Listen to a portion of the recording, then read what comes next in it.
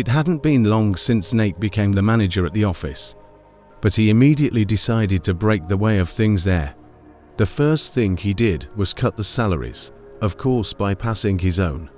As greedy as he was, he cut the salaries of almost all of the staff. Many submitted their resignation letters almost the same day. Those who remained didn't mind quitting either.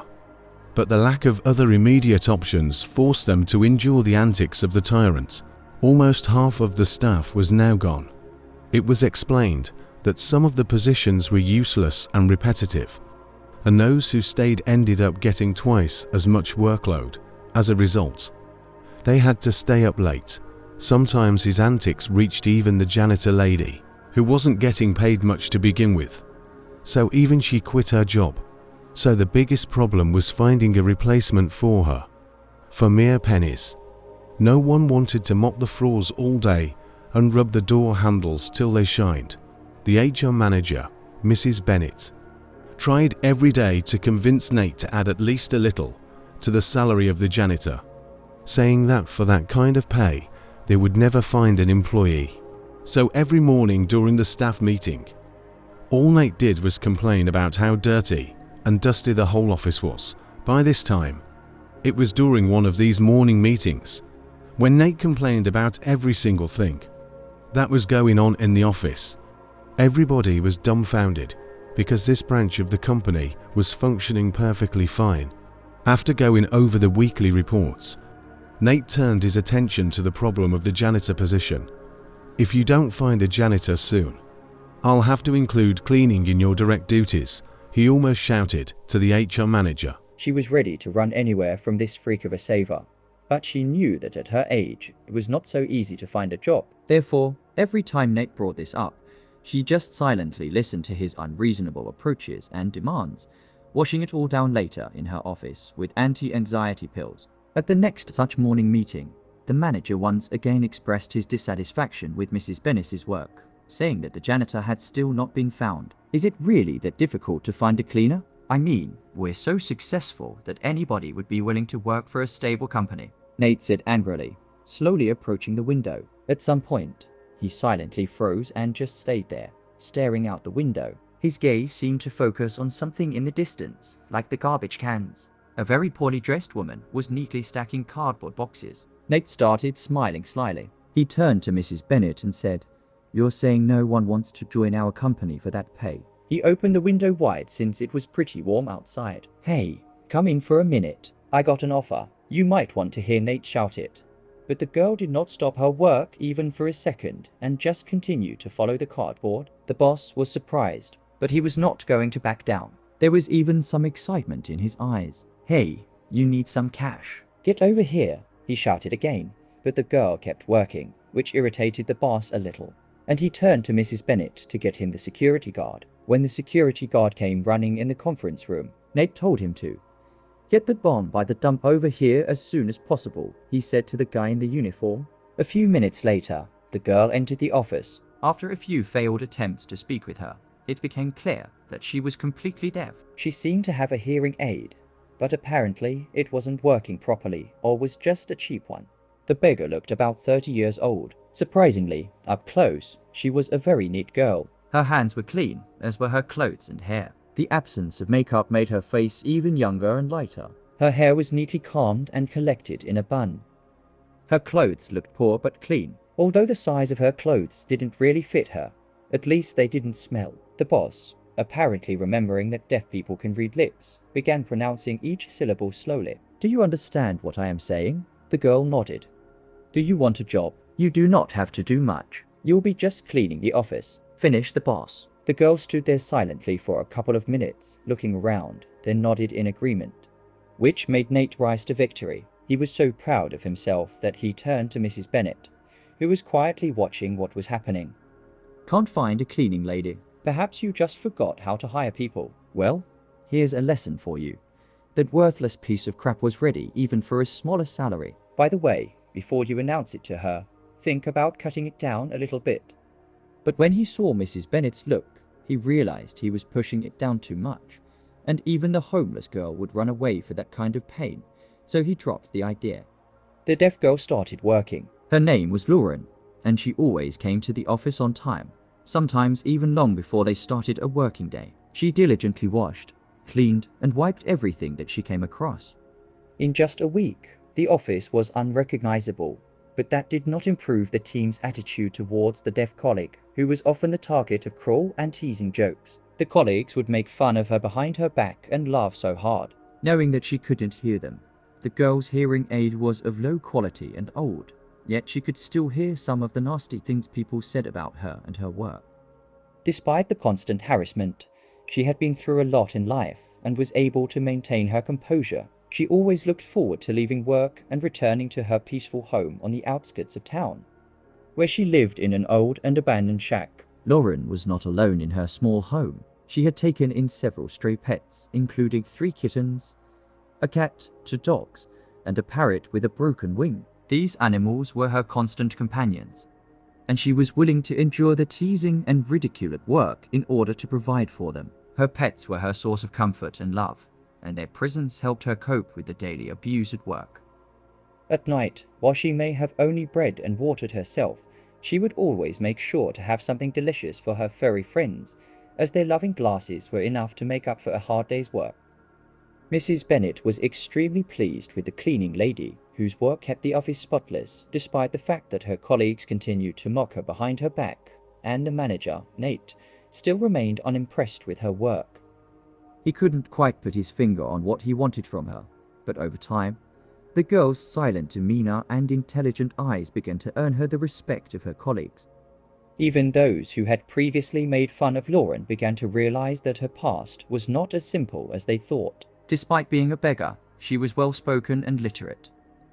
Her speech was brief but insightful. Her colleagues were often taken aback by her clever and thought-provoking remarks, giving the impression that she had a deep understanding of many things but just chose not to reveal it. It became clear to them that her current situation was not a reflection of her intelligence or abilities. The office atmosphere had become tense and stressful, with Nate, the boss, displaying aggressive behavior every morning during the meetings. He seemed to blame others for the company's poor performance, which had begun to decline dramatically. As a result of this decline, the boss, who had become increasingly bitter, began to let go of employees on a regular basis, often firing multiple people at once. This only added to the negative atmosphere and uncertainty among the remaining employees. Rumors were circulating among the co-workers that Nate, the boss, would soon be the only one left in the office. The company's owner and CEO, Nolan, had begun visiting more frequently, likely due to the branch's sudden decline in profits. However, Nate would use this as an opportunity to intimidate and pressure the employees to create a positive image for Nolan during his visits.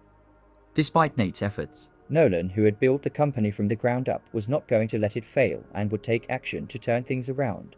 After several visits to what was once one of his successful branches, Nolan noticed that while the office appeared to be functioning well on the surface, there was a sense of unease among the employees.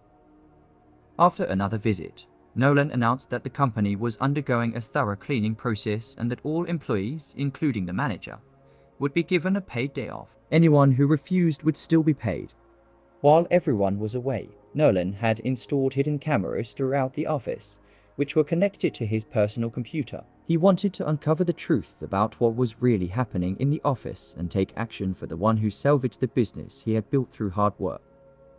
Nolan dedicated himself to monitoring the office every day from the time it opened until it closed. He meticulously gathered information and evidence to understand the reasons behind the branch's decline. One day, during a meeting, Nolan was presented with a well-crafted business development plan that caught him off guard. He quickly read through the material and looked up at Nate. And surprised, Nolan asked Nate, holding up the business plan, who prepared it. Nate realized that Nolan was intrigued by the material and modestly lowered his case, replying, "I worked very hard on it, sir. I didn't sleep for several nights. I really hope you like it." The first thing that struck Nolan as odd was the neat feminine handwriting. He had read multiple reports written by Nate, so he was familiar with his scrawled handwriting. His further investigation gave him more clues that Nate's mind was as convoluted and erratic as his handwriting. Nolan viewed the recorded videos and was shocked to discover that the cleaning lady had spent a significant amount of time working on the papers late into the night. She was completely focused and engrossed in her work, not even keeping track of the time. She was also able to create graphs and diagrams so easily as if she had been doing it for years. Nolan was upset that he overlooked so many things at his branch. The next morning, Nate was summoned to Nolan's office. He came rushing in, but as soon as he saw the expression on Nolan's face, he suddenly stopped. He stood there, looking down on the ground as Nolan scolded him. Everyone in the office was too afraid to speak or move, fearing the boss's wrath. "You realize that your deceit and deception nearly destroyed the branch." Nolan started furiously. "I am just astounded at the number of high-class employees I've lost due to your arrogant behavior. You fired all of the best workers that I've been working hard to handpick for so long." "Nolan, let me explain. I don't need your explanation." I was like, okay. I guess Nate's probably testing some kind of technique. But when you attempted to take credit for someone else's work, that was the last straw. Nolan calmed down and said, "You have 10 minutes to get your stuff and leave." The once confident manager suddenly appeared defeated and lost color in his face as he made his way towards the exit. At that moment, we heard Nolan ask his secretary to bring in the cleaning lady, a young woman named Lauren who was deaf. Nolan gestured for her to sit down. "Please take a seat. I want to know more about you. Obviously, you're intelligent and have not been disadvantaged all your life." Nolan began the conversation. The girl, a bit confused, confirmed that this was the case as she started speaking. Nolan realized that despite her deafness, she was not dim with it. She looked out the window as she spoke softly and began to share her story. Lauren grew up in a very poor family, but from a young age, she had a love for learning new things, despite the difficult circumstances of her household, where her parents would drink heavily and engage in drunken fights at night. She worked hard on her studies from the 3rd grade until she graduated. She would seek refuge in an abandoned house near her apartment and would study there on the days her parents were drinking. In the morning, she would slip back home quietly to grab her clothes in the backpack while her family was still asleep, and she would rush to school despite the challenging circumstances. Lauren managed to excel in her studies and had no difficulties getting accepted into a business school. She was a smart and determined student who was well liked by all her teachers. She had a natural ability to understand concepts so quickly and was always willing to assist her classmates. It came as no surprise to anyone that Lauren graduated with the highest GPA. Business administration was her favorite subject, and her lifelong aspiration was that it was there where she first met her first love. Connor, who was a year older, knew they had fallen in love as soon as they saw each other in the university's east hallway. However, Connor's wealthy family disapproved of their relationship, particularly the idea of their son marrying a smart but financially challenged woman. Despite this, their love was so strong that Connor proposed to Lauren, expressing that he wanted to spend the rest of his life with her. Lauren and her fiancé Connor went to visit her friends outside the city one day. They were in high spirits, especially since they were due to get married in the week. They were getting close to their friend's country house, where everyone was already waiting for them. When a dense fog descended suddenly, everything around them was white and hazy. They didn't even realize when the headlights of an oncoming car shone right into their windshield. Screech of ranks. A crash. When Lauren regained consciousness, she was already in an ambulance. The first thing Lauren asked about was her fiancé's well-being. She fainted upon learning that he had passed away. When she woke up in the hospital room, Lauren immediately realized that something had changed in her life and attributed it to stress. Despite her hearing loss and difficult mental state, she pleaded with the doctors to allow her to attend her lover's funeral, but she was denied even the chance to visit his grave. Connor's parents blamed her for the accident and claimed that if it weren't for her and her broke friends, he wouldn't have gone to the country house. In the end, almost launching at her with her fists, Connor's mother literally hissed, "I will make her life miserable. You can only get a job as a janitor at best. You will cry, regretting that you ruined my son."